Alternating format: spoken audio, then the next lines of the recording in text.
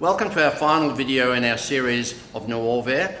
This particular video is to show you some tips and also other cycles that you may wish to operate. One of the important tips or things that you need to know, apart from how to run the food cycles and how to operate them, is how to run some of the maintenance on the machine.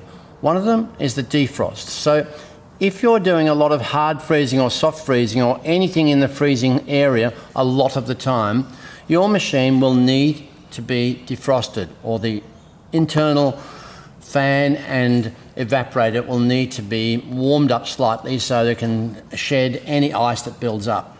What you do, it's very easy. You press this button, these 3 drops, and you'll come up with a sign, door closed, open door before you continue. It won't operate at all until you open the door. And it uses the air temperature outside in the kitchen or in the area that you're in to suck in the air and push it warm air over the evaporator. We don't use hot gas flush or electrical defrost because it does damage the evaporator over time. So we only use ambient air temperature, and it's very simple. It runs for a time cycle, or it can be stopped at any time, but you do need to do it, I would say, once every 2 to 3 days during the freezing. But if you use continuous freezing and very hard freezing all the time, then a daily defrost would be very good. This machine can run for many, many days, if not weeks, on continuous freezing without it freezing up. But just for the maintenance and for the longevity of the whole machine, I would do a regular defrost. So we open the door and you'll notice that the defrost cycle will come on, but your door does need to be open. Hold the button in as previously, and then open the door up so it can drag in the air. There is a lag time for the fans to start up, and you can see the fans are starting up slowly. And now they'll be sucking in all the warm air. It's not dangerous, but all the air is coming in over the evaporator and melting off any of the ice. Stop it.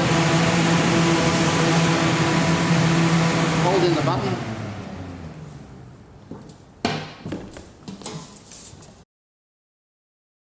I'm just going to go to the settings key here to show you something which is important, the detailed view.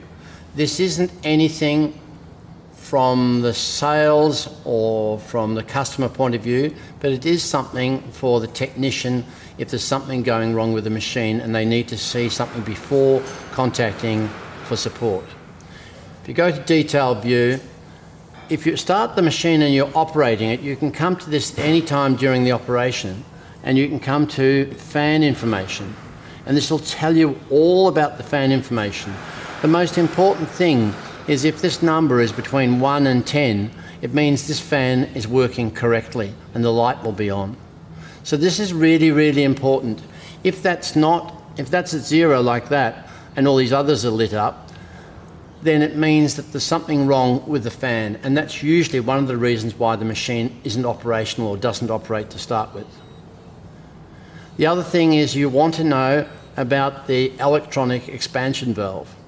In this particular machine, we've only got one, which is number 1, and this is highlighted to show you that there is a 7.7 degree temperature here, minus 27 degree here, and 35 there. These 3 numbers, these 2 numbers should add up to that number. Very important that they do. If they don't, then there's something wrong with the electronic expansion valve. And then the information on the compressor. We only have one compressor in this machine, so it'll be this first one here, and that'll be lit up, and it'll be showing you the condensing mass, the cooling flow capacity, and all those.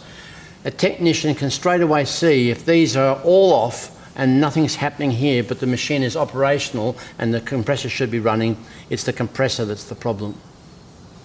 And the last thing is the temperature trend. When you can see in here, there may be a line, or would be a line coming along here with lots of peaks and troughs. or there should be peaks and troughs. If there's a line going along here, like a vertical line here and a horizontal line here, it means quite possibly that the customer hasn't done defrosting cycles. And so therefore, if the evaporator is broken or something wrong, it's not necessarily a problem with warranty, it's a problem with operation. And so when we do training for showing people how to use the machine, they must be shown how to use the defrost. Because if this hasn't got peaks and troughs, but just a flat line, this is the reason why, another one of the problems.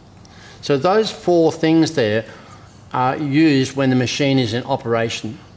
And from the technician's point of view, before they do anything more, if they check those, they'll probably know what the fault is on the machine, because they're the 4 things that will lead to the most common fault. The only other fault is the core probe fault, because the core probe is damaged. But that's just a matter of replacing the core probe. Thank you very much. That's it. Thank you for joining in this video. If you need any more information, please refer to your manual, which comes with your machine.